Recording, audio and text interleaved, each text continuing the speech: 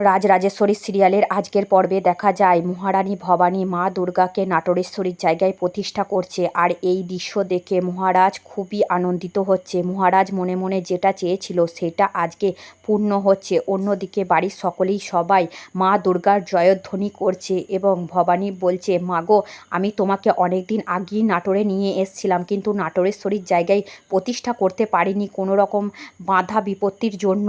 অনেক বাধা পড়েছে, আজ সমস্ত বাধা উপেক্ষা করে তোমাকে তোমার জায়গায় প্রতিষ্ঠা করতে পেরে আমি খুবই খুশি।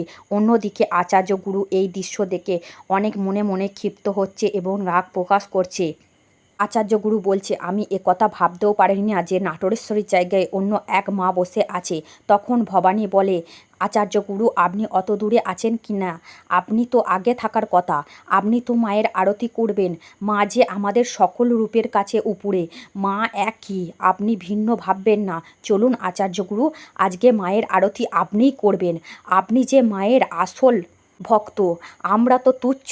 তখনই আচার্য গুরু বলে, থামো মহারানী, আমি কিন্তু আপনাকে কোনো রকমভাবেই অপমান বা খারাপ কথা বলতে চাই না। আমি সেটা নিজেকে করে ছোট হতে চাই না। আমি শুধু একটা কথা আজকের পর থেকে সবাইকে জানাতে চাই যে আমি আজ থেকে কোনো রকম আরতি করব না। আমি যে কোনো কালে নাটোরের রাজগুরু ছিলাম, আচার্য গুরু ছিলাম, সেটা তোমরা ভুলে যাও। আমি নাটোর ত্যাগ করব। আমি সমস্ত কিছু ছেড়ে চলে যাব। তখন রঘুরাজা বলেন, এরকম করবেন না আচার্য গুরু, আপনি তো এই বাড়ির সবথেকে উপরের মাথা। তখন আচার্য গুরু বলে, আপনারা সিদ্ধান্ত আমাকে ছাড়া নিয়েছেন।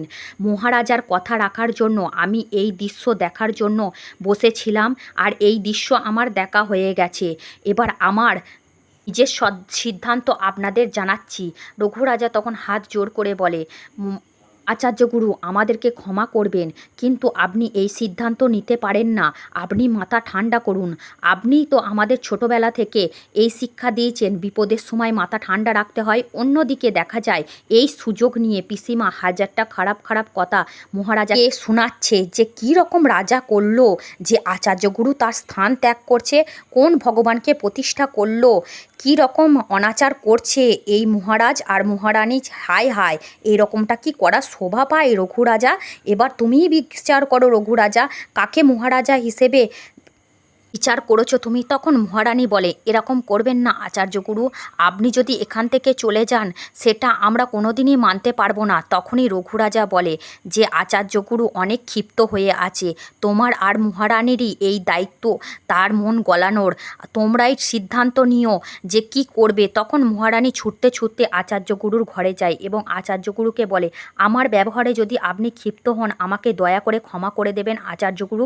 আপনি আমার গুরুজন, আপনি কোনো মতেই নাটোর ছাড়তে পারবেন না। এই সিংহাসন, এই বাড়ি, এই ঠাকুরঘর সব কিছুই আপনার তৈরি করা। আপনার নির্দেশে এই নাটোরের সব কিছু তৈরি হয়েছে। আপনি আজ এ ঘর ছেড়ে যাবেন না।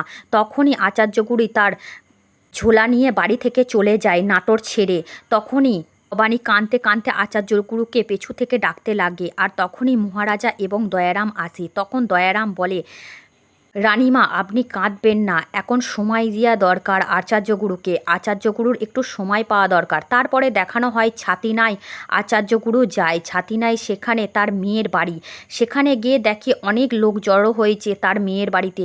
তখন মেয়ের নাম করে, বিয়ের নাম করে আচার্য গুরু ডাকতে থাকে এবং সেখানে গিয়ে দেখতে পারে তার জামাই গত হয়েছে, মানে মারা গেছে। তার মেয়ের কপালে এক ভর্তি সিঁদুর। তার মেয়ে তাকে বাবা বলে কাঁদছে, বাবা, আমার কি বড় সর্বনাশ হলো, তোমার জামাই মারা গেছে এই অকালে, তুমি দেখেছো?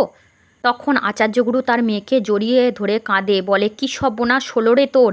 এরকম সর্বনাশ হবে ভাবতে পারিনি। তখন তার বিয়াই মশাই বলে, আমার ছেলেটাকে আমি হারিয়ে পড়েছি বিয়াই মশাই, দেখুন এই দৃশ্য, চোখ ভরে দেখুন, আজ অকালে আমার ছেলেটা চলে গেল। তখন পাইক সর্দার এবং দয়ারাম মহারাজের আদেশে তার পেছু পেছু আসে যে আচার্যগুরু কোথায় গেল। তখন দয়ারাম এই দৃশ্য দেখে খুবই শোকাহত হন এবং আচার্যগুরুকে বলেন যে আপনি আর নাটোরে ফিরে যাবেন না। তখন আচার্যগুরু বলে, না, আমি যে স্থান থেকে ত্যাগ করে এসেছি সেখানে যাব না। আজ আমার মেয়ের বিপদের সময় আমাকে পাশে দাঁড়াতে হবে।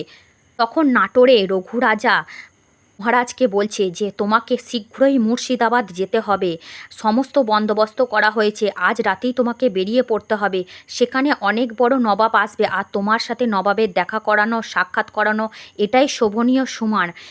আমি থাকি বা না থাকি, বিপদে পড়লে সেই নবাবই তোমাকে সাহায্য করবে। তখনই ভবানী সেই পুজোর আরতি নিয়ে মহারাজার মাথায় বুলিয়ে দেন এবং রঘুরাজার মাথায় বুলিয়ে দেন এবং মহারাজকে বলে, সাবধানে যাবেন, আমার কথা চিন্তা করবেন না, আমি এখানে ভালো আছি, আপনি যে কাজে যাচ্ছেন সে কাজে সফল হন, আপনার মঙ্গল কামনা আমি সবসময় মা ভবানীর কাছে চাই। তখনই ইন্দু দিদি বলে, আর চিন্তা করিস না, ওরা ঠিক পৌঁছে যাবে। অন্যদিকে দেখা যায় দয়ারাম বনের পর দিয়ে আসছে এবং দয়ারাম ভাবছে, আমি আজকে কি খবর নিয়ে মহারাজ আর মহারানীকে দেব বলো দিকিনি পাইক সর্দারেরা। তখনই দেখতে পায় মহারানীর বাবা এবং ব্রাহ্মণ সম্প্রদায়ের লোকেরা সেই বনে উপস্থিত আছে। আর তখনই মহারানীর বাবা বলে, আমার জমিদারির আমলে ব্রাহ্মণ সম্প্রদায়ের লোকেরা আচার্যগুরুর মেয়েকে সতী করার বন্দোবস্তের অনুমতি চাইছে, এই অনাসৃষ্টি কার্য আমি কি করে হতে দিতে পারি। তখন ব্রাহ্মণ সম্প্রদায়ের লোকেরা বলে, হ্যাঁ এটাই করতে হবে। তারপরে নাটোরের দৃশ্য দেখানো যা হয়, যে নাটোরে আসার জন্য দয়ারাম উদ্গ্রীব। তখন ইন্দুদিদি এসে বলছে, অনেক ঝড় উঠেছে, রঘুরাজা এবং কান্ত মুর্শিদাবাদ কি পৌঁছে গেছে কে জানে। আজকের পর্ব এতটুকুনি, ভালো লাগলে চ্যানেলটা লাইক করুন।